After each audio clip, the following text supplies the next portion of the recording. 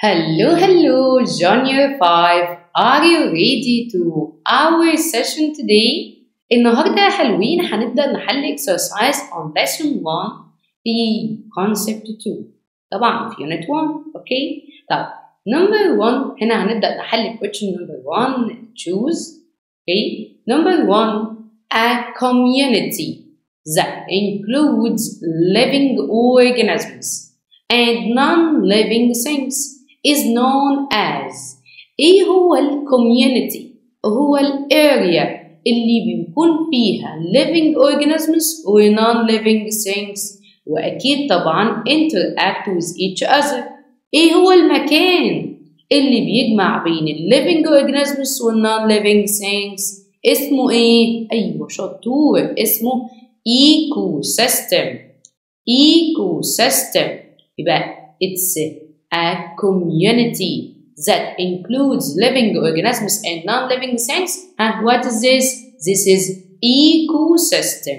Ecosystem. Question number 2. The interaction that is present in an ecosystem occurs between.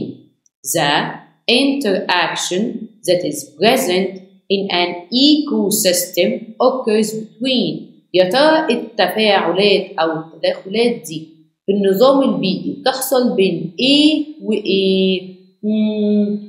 بين ال living organisms و non-living things، صح؟ بالظبط living organisms and non-living things. خلاص؟ مش البلانت بس وال non-living things ولا الانيمال بس وال non-living things ولا الانيمال والبلانت بس، لا. التداخلات دي بتبقى بين ال living all living humans, animals, plants, with non-living things like water, air, sunlight, soil, and so on. طيب عندي هنا number 3 hoxes get their energy by eating what؟ الهوكسز دول احنا اتفقنا ان هم يعني ايه شرسين جدا والبيج بريدتورز والتوب بريدتورز، بس بياكلوا ايه؟ احنا قلنا ان هم ما شاء الله بياكلوا اي انيمال، اي انيمال صغير كده ماشي على الارض وحتى عايم في الميه هم بينزلوا وبياكلوه، يجوا كده وينزلوا ياكلوه. بس شرطنا واكدنا ونبهنا ان الهوك ما بياكلش ابدا بلانت.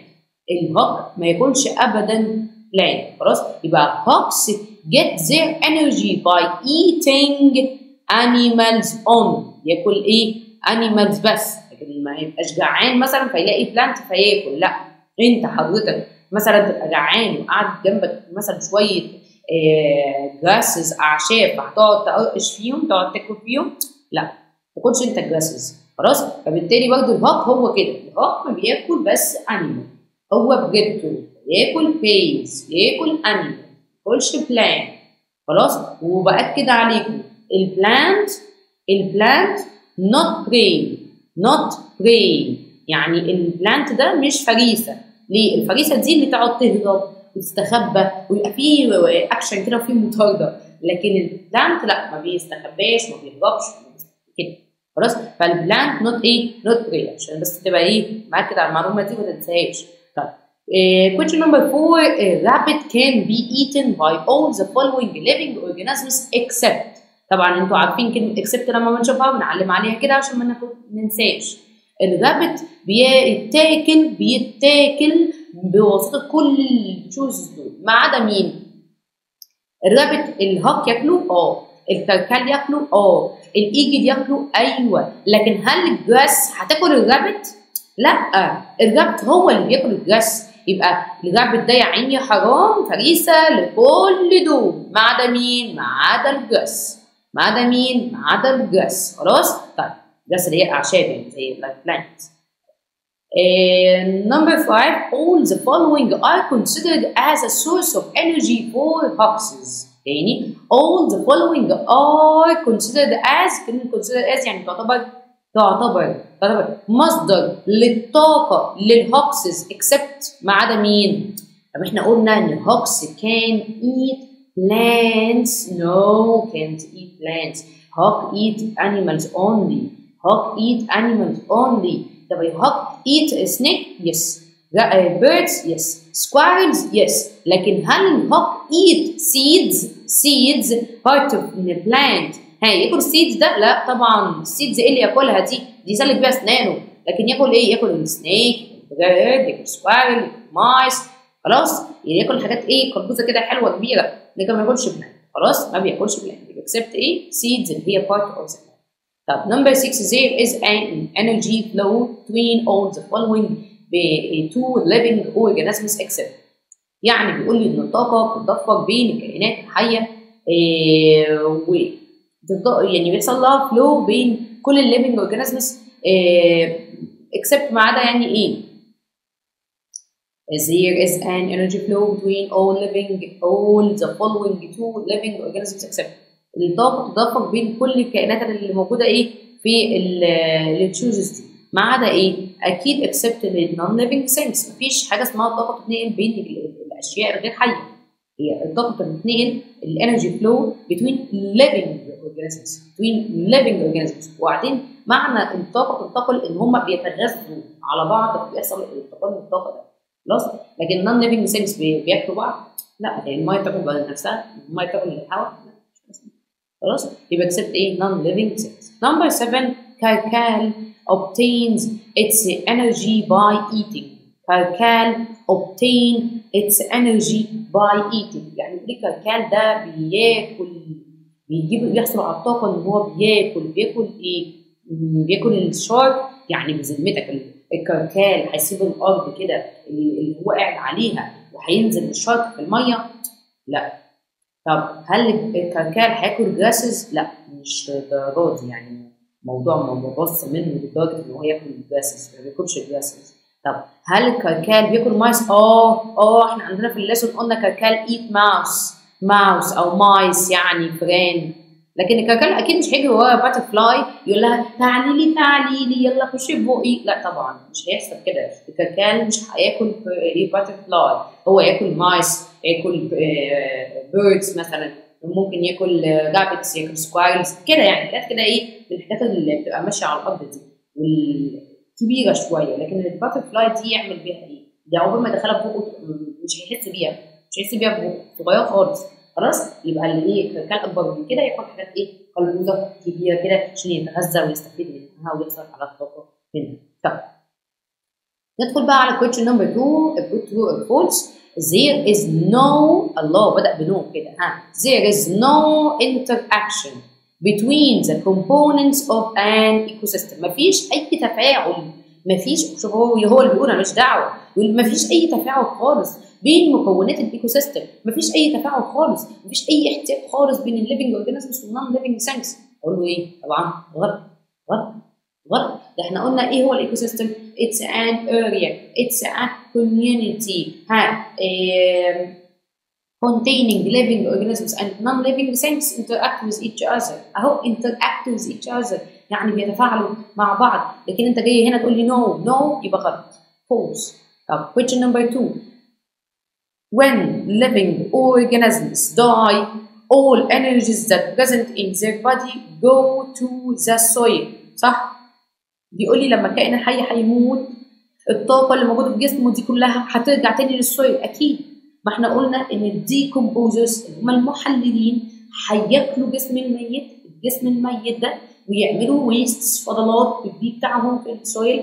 البي بتاعهم ده هيكون ريتش اند نيوترينتس غني بالعناصر الغذائيه، والعناصر الغذائيه دي هيكون فيها الطاقه اللي هترجع تاني للسويل للتربه. خلاص فالكائن لما بيموت الطاقه اللي جواه، الطاقه اللي متخزنه في جسمه دي مش بتضيع خلاص بقى لوس، لا هي بترجع تاني للايكو سيستم، ترجع تاني للسويل. خلاص طيب نمبر 3 hoxes don't eat some types of food like plant leaves. صح فعلا الهوكسز مش بياكلوا بعض انواع الاكل زي اوراق الاشجار. جميل. طب question number 4 there is no energy flow between living organisms that live in seas and oceans. الله بيقول لك مفيش طاقه بتتدفق بين الكائنات الحيه اللي عايشه في البحر او في المحيط. الكلام ده غلط. ليه؟ علشان معنى كلامك اللي بتقول مفيش طاقه بتتدفق بين الكائنات الحيه اللي عايشه في البحر او في المحيط ده معناه ان هم ما بياكلوش. طب وفي حاجه اسمها كائن حي يعيش من غير ما ياكل؟ لا. خلاص فالكلام ده غلط. مفيش حاجه اسمها مفيش طاقه بتتنقل، لا الطاقه بتتنقل مفيش حاجه اسمها مفيش تفاعل بين مكونات الايكو سيستم، مفيش حاجه اسمها كده، كل ده غلط. ماشي؟ طب birds eat insects to get their energy. birds eat insects to get their energy. يعني البيردز بتاكل الحشرات علشان تحصل على الطاقه. احنا دايما بنقفش البيردز وهي ماسكه الانسكتس في بقها وبتاكلها العيال الصغيرين، ده على طول، صح ولا لا؟ فالبيردز eat insects to get their energy. ايوه صح مظبوط، هي ايه؟ true. طب number 6 the energy we get from food originally comes from the sun. يعني الطاقه اللي احنا بنحصل عليها من الغذاء دي هي اصلا جايه من الشمس. الكلام ده صح. ازاي؟ هقول لك سي مثلا انا هيومن، خلاص اكلت اتغديت النهارده رجعت اكلت ايه؟ حته كده من اجنب. طب والاجنب ده كان قبل ما يتذبح بقى ويتسوى كده كان بياكل ايه؟ كان بياكل جراس. طيب كان بياكل جراس، اللي جاب ده جاب طاقته اصلا من الجراس. طب الجراس دي جابت طاقتها منين؟ قلنا ان البلانت ما بيعرفش ياكل زينا كده، هو ميك اتس اون ايه؟ اتس اون فود، بيعمل غذاءه بنفسه. ازاي؟ بياخد طاقه الشمس، بياخد السان لايت. حتى احنا كنا بنقول ان البلانت ليفز absorb energy of the sunlight and convert light energy into ايه؟ into chemical energy stored in the glucose sugar. يبقى النبات هو بيحصل على الطاقه بتاعته منين؟ من الشمس، بياخد طاقه الشمس يحولها لايه؟ للكيميكال انرجي. بعدين يجي الرابت ياكل البلانت، فالرابت تحصل على طاقه النبات اللي هي الكيميكال انرجي. طب بعدين الرابت انا اذبحه وننضفه ونسويه ونخليه حلو كده وجميل وناكله، يبقى الطاقه اللي جوه الرابت دي اتنقلت من جسم الانسان. يبقى الانسان ده لما حصل على طاقه حصل من طاقه مين؟ الرابت كان جايبها منين؟ من البلانت، البلانت كان جايبها منين؟ من الصن. يبقى احنا حصلنا على طاقه الشمس بس بطريقه غير مباشره، ليه بطريقه غير مباشره؟ عشان انا ما وقفتش للشمس وقلت لها اديني الطاقه بتاعتك، انا هعمل غذائي بنفسي. انا ما عملتش كده، انا اكلت حاجه كانت واكله النبات والنبات هو اللي كان جايب الطاقه بتاعته من الشمس. خلاص؟ طيب ندخل على question number 3 وهو write the scientific term. write the scientific term. A community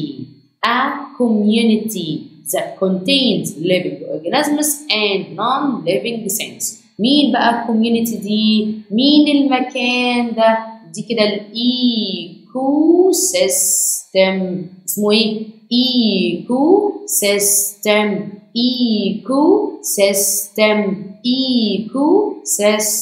خلاص؟ طب number 2 a place that provides food, water and shelter to all living organisms that live in it. يقول لي المكان اللي بيوفر الغذاء والميه والمأوى والبيت اللي بيعيش فيه كل الكائنات الحية. ده كده المكان ده اسمه ايه؟ الاريا دي اسمها ايه؟ اسمها ايكو سيستم. يا جماعه يقول لي مكان بيعيش فيه كائنات حيه واشياء غير حيه، ايكو سيستم. يقول لي مكان بيوفر الغذاء والميه والمأوى، يبقى ده كده الايكو سيستم. التو ديفينيشنز دول مهمين، والاثنين ايكو سيستم.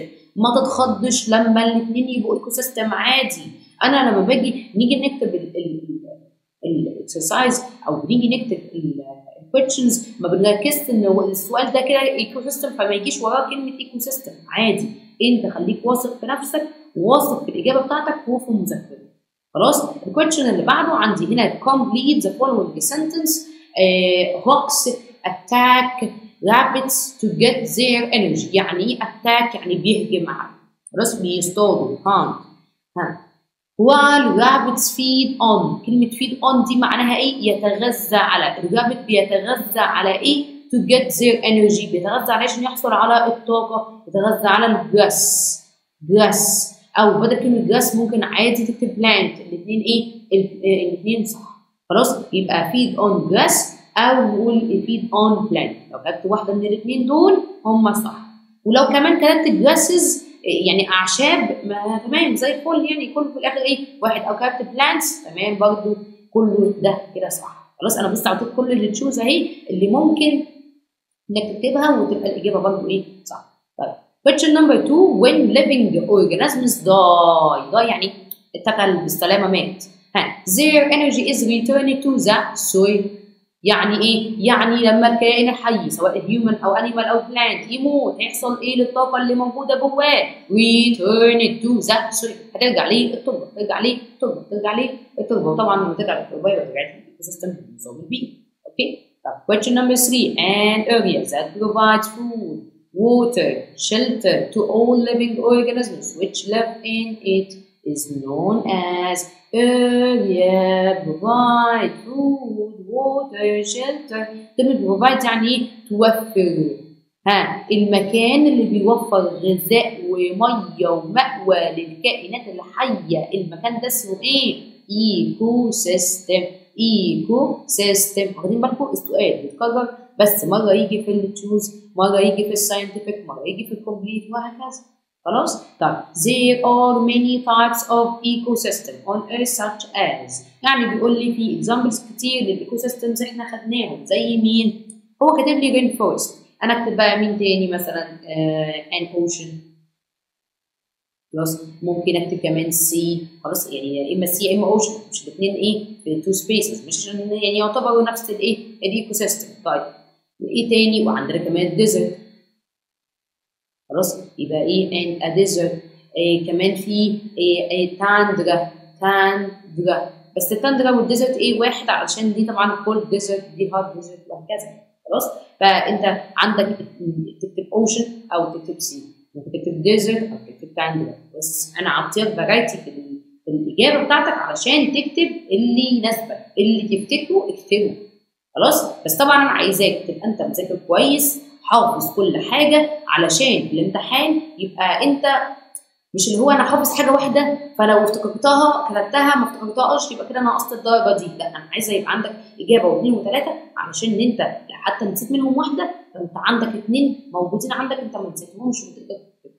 خلاص فانت خليك ايه عامل حسابك حاجه بالزياده عشان تبقى شاطر، وان شاء الله تقدر ان انت تساعد نفسك تجيب الفول مارك باذن الله في الامتحان، سواء امتحان الشهر او في الامتحان النهائي يعني. طيب سؤال بقى الجيف ريزون، بيقول لي جيف ريزون animals eat different types of food. الانيمالز بياكلوا انواع مختلفه من الغذاء. طبعا اوعوا تكونوا فاكرين ان الانيمالز دول طفره مثلا وطماعين وبياكلوا اكل انواع مختلفه من الغذاء عشان هم يعني في يعني تفاصيل، لا هم غلابه. الانيمالز دول زيهم زينا، احنا غلابه. ليه؟ اصل احنا يعني ما بنعرفش نعمل اكلنا بنفسنا زي النبات، فاحنا لازم ان احنا ناكل. انت عندك حق فعلا ان احنا طلعنا غلابه قوي، احنا ما بنعرفش نعمل غذائنا بنفسنا فمحتاجين ان احنا ايه ناكل. يبقى animals eat different types of food ليه؟ to get energy، عشان نحصل على الطاقه. اصل احنا ما بنعرفش نعمل اكلنا، يبقى هنقول الاجابه دي ازاي بقى؟ to get energy. خلاص to get ايه energy عشان نحصل على الطاقه. بس اسكت كده كمل بقى الاجابه بتاعتي. as they اللي هم مين؟ اللي هم الانيمالز. as they can't they can't ايه make their own food. مش احنا غلابه، احنا طيبين ما بنعرفش نعمل اكلنا بنفسنا، فاحنا لازم الانيمالز والهيومنز لازم ياكلوا انواع مختلفه من الطعام عشان يحصلوا على الطاقه. يبقى to get energy. ليه؟ as they can't make their own food، لان يحصلوا على الطاقه عشان هم ما بيعرفوش يعملوا اكلهم. as they can't make their own food. اوكي؟ طيب question اللي بعده بقى what happen if